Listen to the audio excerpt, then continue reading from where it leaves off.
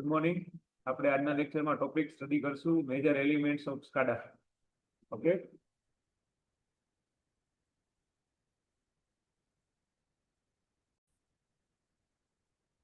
Good morning to all. આપણે આજના લેક્ચરમાં ટોપિક સ્ટડી કરશું major elements of SCADA. Okay, તેમાં MTU, RTU, મોડેમ ઓર રેડિયો મોડેમ, જેમાં operator station and HMI. Okay, major elements of SCADA GTU ની final પરીક્ષામાં બરાબર પૂછાય. મેજર એલિમેન્ટ્સ ઓફ SCADA એમાં આપણે ચાર જે છે એલિમેન્ટ્સ યાદ રાખવાના રહેશે, જેમાં MTU, RTU, મોડેમ ઓર ઓપરેટર સ્ટેશન. ઓકે, ચાર પ્રકારના એલિમેન્ટ્સ છે એ આપણે યાદ રાખવાના રહેશે. એમાં MTU master terminal unit. Okay, MTU means master terminal unit, RTU means register terminal unit. Okay, and modem operator station or HMI. Okay, major element of SCADA આટલા જે ચાર છે એ એલિમેન્ટ્સ ખાસ આપણે યાદ રાખવાના રહેશે.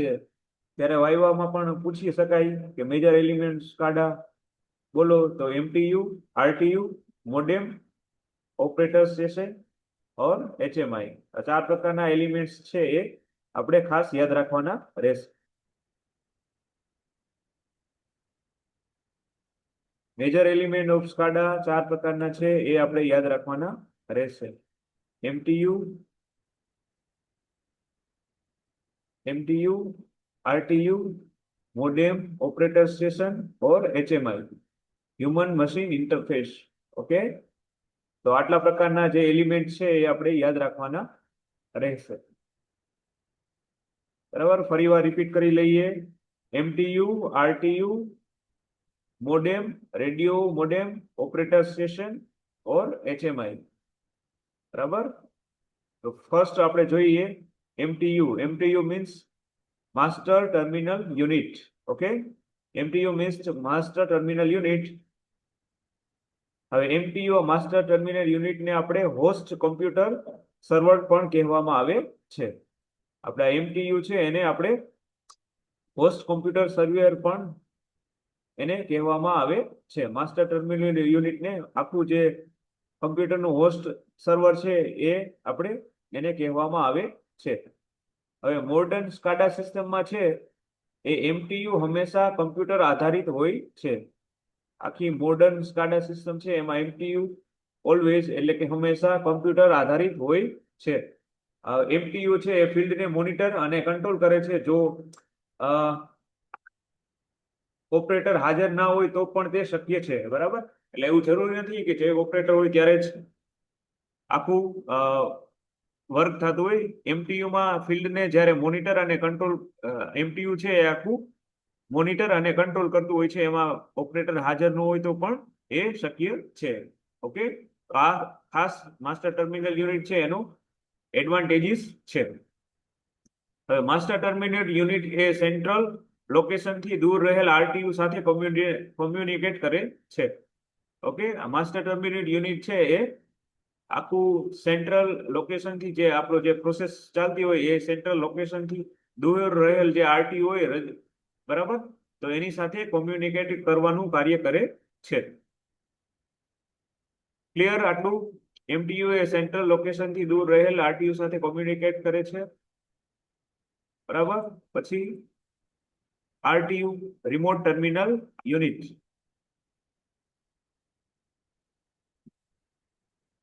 ઓકે, RTU મીન્સ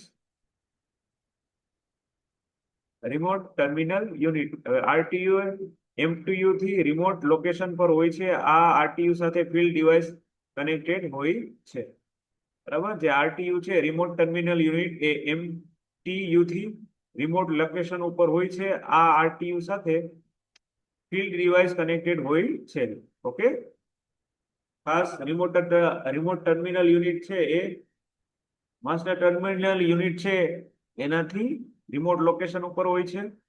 આ RTU સાથે ફિલ્ડ ડિવાઇસ કનેક્ટેડ હોય છે. RTU એ પ્રોસેસને કંટ્રોલ કરે છે તેમજ MTU દ્વારા રિક્વેસ્ટ ડેટાને MTU ને સેન્ડ કરે છે. આરટીયુ છે એ પ્રોસેસને કંટ્રોલ કરે છે તેમજ એમટીયુ દ્વારા રિક્વેસ્ટ ડેટાને એમટીયુ ને સેન્ડ કરે છે. રિમોટ ટર્મિનલ યુનિટ એ મેસેજની શરૂઆત કરી શકતું નથી. જે આરટીયુ છે એ મેસેજની જે છે એ શરૂઆત કરી શકતું નથી. એમટીયુ દ્વારા આપેલા ઓર્ડર પછી જ આરટીયુ તેનો જવાબ આપી શકે છે. ઓકે, રિમોટ ટર્મિનલ યુનિટ એ મેસેજની શરૂઆત કરી શકતું નથી. મેસેજ કરવો હોય તો આરટીયુ છે એ બરાબર એમટીયુ દ્વારા આપેલા ઓર્ડર પછી જ આરટીયુ તેનો જવાબ આપી શકે છે. બરાબર, એમટીયુ દ્વારા જે પણ ઓર્ડર આપે પછી જ આરટીયુ એનો કઈ રિસ્પોન્સ આપી શકે છે. આરટીયુ નું મુખ્ય કાર્ય રિમોટ લોકેશન પર રહેલા પ્રોસેસ ઇક્વિપમેન્ટના ડેટાને ભેગા કરવાનું અને કંટ્રોલ કરવાનું તથા ડેટાને સેન્ટ્રલ સ્ટેશન પર મોકલવાનું છે. બરાબર, આરટીયુ નું મેઇન કાર્ય શું છે કે રિમોટ લોકેશન ઉપર રહેલા પ્રોસેસ ઇક્વિપમેન્ટના ડેટાને ભેગા કરવાનું અને કંટ્રોલ કરવાનું તથા ડેટાને સેન્ટ્રલ સ્ટેશન પર મોકલવાનું જે કાર્ય કરે છે. બરાબર, આરટીયુ નું ખાસ મેઇન જે વર્ક છે એ રિમોટ લોકેશન ઉપર જે કઈ રહેલા પ્રોસેસ ઇક્વિપમેન્ટ હોય એના ડેટાને ભેગો કરે અને કંટ્રોલ કરવાનું તથા ડેટાને સેન્ટ્રલ સ્ટેશન પર મોકલવાનું કાર્ય કરે છે. બરાબર, આરટીયુ એ બીજા આરટીયુ સાથે પીયર ટુ પીયર કોમ્યુનિકેશન કરે છે. ઓકે, આપણે જે આરટીયુ આપેલું છે એ બીજા આરટીયુ સાથે પીયર ટુ પીયર કોમ્યુનિકેશન કરી શકે છે. બરાબર, આરટીયુ છે એ માઇક્રો પ્રોસેસર બેડ હોય છે. બરાબર, રિમોટ ટર્મિનલ યુનિટ છે એ આખું માઇક્રો પ્રોસેસર બેડ હોય છે જેમાં નીચે મુજબના હાર્ડવેરનો સમાવેશ થાય છે. બરાબર, એમાં analog input module, analogue output module, digital input module, digital output module, volatile memory, non volatile memory, power supply અને કોમ્યુનિકેશન ઇન્ટરફેસ, આટલા પ્રકારના જે હાર્ડવેર છે એ આમાં સમાવેશ થાય છે. માઇક્રો બેઝ પ્રોસેસર હોય છે તેમાં નીચે મુજબના જે છે એ આપણે હાર્ડવેરનો આપણે સમાવેશ એમાં કરવામાં આવે છે. પેલું આપણે એનાલોગ ઇનપુટ મોડ્યુલ, બીજું એનાલોગ આઉટપુટ મોડ્યુલ, ત્રીજું ડિજિટલ ઇનપુટ મોડ્યુલ, ચોથું ડિજિટલ આઉટપુટ મોડ્યુલ, પાંચમું વોલેટાઇલ મેમરી, છઠ્ઠું નોન વોલેટાઇલ મેમરી, સાતમું પાવર સપ્લાય, આઠમું કોમ્યુનિકેશન ઇન્ટરફેસ. ઓકે, તો આટલા પ્રકારના 8 પ્રકારના જે હાર્ડવેર છે એ આરટીયુ માં યુઝ થતા હોય છે. ખાસ ફરીવાર એકવાર યાદ કરી લ્યો, analogue input module, analogue output module, digital input module, digital output module, volatile memory, non volatile memory, power supply and communication interface, આટલા પ્રકારના જે છે હાર્ડવેર એ RTU base microprocessor base છે એના આપણે એમાં સમાવેશ કરવામાં આવે છે. ખાસ બધા જોઈ લ્યો. બરાબર, analog input module, analogue output module, digital input module, digital output module, volatile memory, non volatile memory, power supply and communication interface, આટલા પ્રકારના જે હાર્ડવેર છે એનો એમાં યુઝ થતો હોય છે.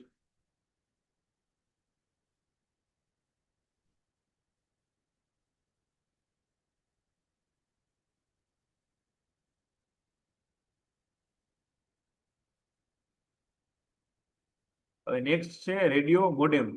તો માસ્ટર સ્ટેશન ટર્મિનલ એમટીયુ અને આરટીયુ રિમોટ ટર્મિનલ વચ્ચે કોમ્યુનિકેશન માટે આપણે રેડિયો સ્ટેશનનો ઉપયોગ કરવામાં આવે છે. બરાબર, જે માસ્ટર સ્ટેશન ટર્મિનલ અને રજિસ્ટર ટેમ્પરેચર યુનિટ છે એના વચ્ચે કોમ્યુનિકેશન કરવા માટે આપણે રેડિયો મોડેમનો યુઝ કરવા આવે છે. હવે એમટીયુ અને આરટીયુ વચ્ચે કોમ્યુનિકેશન એ telephone line, fibre optical cable દ્વારા પણ કરી શકાય છે. એમટીયુ અને આરટીયુ વચ્ચે જે કોમ્યુનિકેશન છે એ આપણે કોના દ્વારા, તો કે telephone line, fibre optical cable દ્વારા પણ થઈ શકે છે. બરાબર, તો મોડેમનો ખાસ આ ઉપયોગ છે કે જે એમટીયુ એટલે કે માસ્ટર ટર્મિનલ યુનિટ, આરટીયુ વચ્ચે કોમ્યુનિકેશન માટે રેડિયો મોડેમનો યુઝ કરવામાં આવે છે અને એના બેના કોમ્યુનિકેશન માટે આપણે telephone line, fibre optical cable દ્વારા પણ કરી શકીએ છીએ. પછી ચોથું જોઈએ operator station or HMI. HMI means human machine interface દ્વારા ઓપરેટર એ મેન્યુઅલી પ્રોસેસ સાથે ઇન્ટરફેસ કરી શકે છે. બરાબર, ઓપરેટર સ્ટેશન છે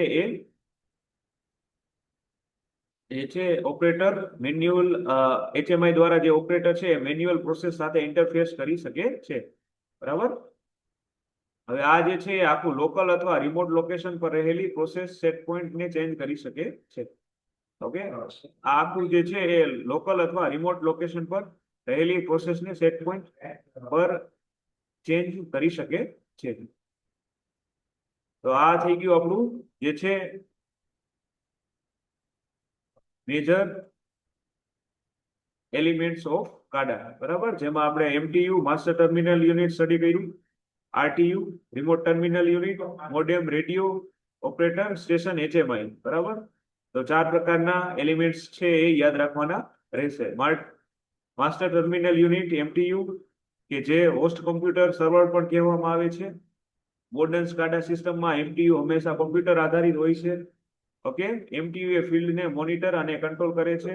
જે ઓપરેટર જો ઓપરેટર હાજર ન હોય તો પણ શક્ય છે. MTU એ સેન્ટ્રલ લોકેશનથી દૂર રહેલા RTU સાથે કોમ્યુનિકેટ કરવાનું કાર્ય કરે છે. હવે RTU છે રિમોટ ટર્મિનલ યુનિટ, એ MTU થી રિમોટ લોકેશન પર હોય છે અને RTU સાથે ફિલ્ડ ડિવાઇસમાં કનેક્ટ કરેલી હોય છે. બરાબર, RTU એ આખા જે પ્રોસેસ છે એને કંટ્રોલ કરે છે અને MTU દ્વારા રિક્વેસ્ટ મોકલી ડેટાને MTU ને સેન્ડ કરે છે. બરાબર, અને RTU નું આપણે મુખ્ય કાર્ય જોયું હતું કે લોકેશન રિમોટ લોકેશન રહેલા પ્રોસેસ ઇક્વિપમેન્ટને ડેટાને ભેગું કરે છે અને કંટ્રોલ કરવાનું તથા ડેટાને સેન્ટ્રલ સ્ટેશન પર મોકલવાનું કાર્ય કરે છે. હવે એના આપણે અલગ અલગ હાર્ડવેર જોયા, તો એમાં analog input module, analogue output module, digital input module, digital output module, volatile memory, non volatile memory, power supply અને કોમ્યુનિકેશન ઇન્ટરફેસ. આટલા પ્રકારના જે હાર્ડવેર છે એ આપણે યાદ રાખવાના રહેશે. Analog input module, analogue output module, digital input module, digital output module, volatile memory, non volatile memory, power supply, communication interface. Okay, તો આટલા પ્રકારના જે હાર્ડવેર છે એ યાદ રાખવાના રહેશે. Analog input module, analogue output module, digital input module, digital output module, volatile memory, non volatile memory, power supply or and communication interface. Okay, પછી radio અને મોડેમ આપણે જોયું, તો એ માસ્ટર ટર્મિનલ અને RTU વચ્ચે કોમ્યુનિકેશન માટેનું માધ્યમ છે જેનો યુઝ કરવામાં આવે છે. કોમ્યુનિકેશન માટે આપણે બરાબર મોડેમનો યુઝ કરવામાં આવે છે. હવે એના કોમ્યુનિકેશન માટે આપણે telephone line, fibre optical cable દ્વારા પણ આપણે એનું જે છે કોમ્યુનિકેશન કરી શકીએ. પછી ઓપરેટર સ્ટેશન HMI જે હ્યુમન મશીન ઇન્ટરફેસ દ્વારા ઓપરેટર એ મેન્યુઅલ પ્રોસેસ સાથે ઇન્ટરફેસ કરી શકે છે. તે લોકલ અથવા તો રિમોટ લોકેશન પર રહેલી પ્રોસેસને સેટ પોઈન્ટ ને ચેન્જ કરી શકે છે. બરાબર, અને આપણે ગયા લેક્ચરમાં પ્રીવિયસ લેક્ચરમાં advantages and disadvantages of SCADA જોયા હતા, તો એ ખાસ યાદ રાખવાના રહેશે. બરાબર, મોસ્ટ ટાઈમ છે ઘણી વખત GTO ની ફાઇનલ પરીક્ષામાં પૂછાતા હોય છે કે SCADA ના એડવાન્ટેજીસ, તો એ આપણે જોયા હતા, ફરીવાર રિપીટ કરી લઈએ. તો SCADA એ રિમોટ ડિવાઇસ અને ઇક્વિપમેન્ટને મોનિટર અને કંટ્રોલ કરવા અલાઉ કરે છે. તે લાર્જ અમાઉન્ટ ઓફ ડેટાને સ્ટોર કરવાની ફેસિલિટી પ્રોવાઈડ કરે છે. યુઝર જરૂરિયાત મુજબ ડેટાને વેરિયસ ફંડામેન્ટલ ડિસ્પ્લે કરી શકાય છે, જેમાં automatic control, quick response, online complex electrical network, user friendly interface, real time supply or demand calculation. તો આટલા પ્રકારના એના આપણે યુઝેસ ફાયદાઓ છે. પછી ડિસએડવાન્ટેજીસ કાઢે તો એમાં ઇનિશિયલ કોસ્ટ વધારે હોય છે. PLC બેઝ SCADA સિસ્ટમ એ હાર્ડવેર યુનિટ્સ ટર્મમાં કોમ્પ્લેક્સ છે. તેમાં સ્કિલ્ડ ઓપરેટર અને પ્રોગ્રામરની જરૂર હોય છે. સિસ્ટમ અનએમ્પ્લોયમેન્ટમાં વધારો કરે છે. તેના ઓન સોફ્ટવેર અને હાર્ડવેર ઇક્વિપમેન્ટને એને સપોર્ટ કરે છે. ઓકે, હવે એક આપણે ટોપિક છે given comparison between PLC, DCS and SCADA. બરાબર, GTO ની ફાઇનલ પરીક્ષામાં 7 માર્ક્સ અથવા 3 માર્ક્સમાં પૂછાઈ શકે. બરાબર, તો PLC એટલે programmable logic controller, DCS means distributed control system, અને SCADA આપણે સ્ટડી કર્યું supervisory control and data acquisition. બરાબર, તો એનું આપણે કમ્પેરિઝન જોઈએ તો એનું નામ અહીં આપેલા છે. Stand four PLC stand four programmable logic controller, DCS means distributed control system, SCADA means supervisory control and data acquisition. પછી એનો કોન્સેપ્ટ છે તો એ આવા કંટ્રોલરનો યુઝ થતો હોય. પછી DCS માં ટેકનોલોજી અને SCADA માં પણ ટેકનોલોજીનો યુઝ થાય. પછી પ્રોગ્રામિંગ લેંગ્વેજ જોઈએ તો આમાં ladder, FRD, instruction list, structure text અને functional block diagram FBD. DCS માં જે છે એફવીટી નો યુઝ થાય, બરાબર. અને સ્કાડામાં આપણે મિમિક ડિઝાઇન ઇન સોફ્ટવેર જે સી લેંગ્વેજમાં આવે છે. ઓકે. અને કોમ્યુનિકેશન આપણે જોયું તો ડીસીએસ સોરી પીએલસી માં વાયર્ડ હોય છે, ડીસીએસ માં પણ વાયર્ડ હોય છે, જ્યારે સ્કાડા આપણે વાયરલેસ આખું સિસ્ટમ છે, ઓટોમેટિક, બરાબર. અને આનું કોલ્ડ બેકઅપ હોય છે, રિડન્ડન્સી, હોટ બેકઅપ હોય છે, કોલ્ડ બેકઅપ, બરાબર. અને આનું બેલેન્સ જોઈએ તો ફોર સ્મોલ ડિસ્ટન્સ, કેટલા ડિસ્ટન્સ માટે હોય તો સ્મોલ ડિસ્ટન્સ માટે હોય 1 થી 8 કિલોમીટર, પછી ડીસીએસ છે તો 10 થી 50 કિલોમીટર, અને સ્કાડા છે એ બહુ મોટી પ્રોસેસ હોય ત્યારે એનો યુઝ થાય છે. પછી ટાઈમ જોઈએ તો list compare to other, more than PLC અને મોર ધેન ડીસીએસ, બરાબર. Design for discrete control, regulatory control અને રેગ્યુલેટરી કંટ્રોલ, આટલા માટે એને ડિઝાઇન કરવામાં આવેલો છે. પછી ઓપરેટર ઇન્ટરફેસ જોઈએ તો એકદમ સિમ્પલ ગ્રાફિક હોય, સોફિકેટેડ ગ્રાફિક્સ હોય, અને સ્કાડા છે એ સોફિકેટેડ ગ્રાફિક હોય છે. તો આટલા પ્રકાર જે છે એ ડિફરન્સ યાદ રાખવાના રહેશે. ક્લિયર? પીએલસી, ડીસીએસ અને સ્કાડાના ડિફરન્સ. ઓકે. તો આજના લેક્ચરમાં આટલું રાખીએ. નેક્સ્ટ લેક્ચરમાં આપણે બીજા ટોપિક સ્ટડી કરશું.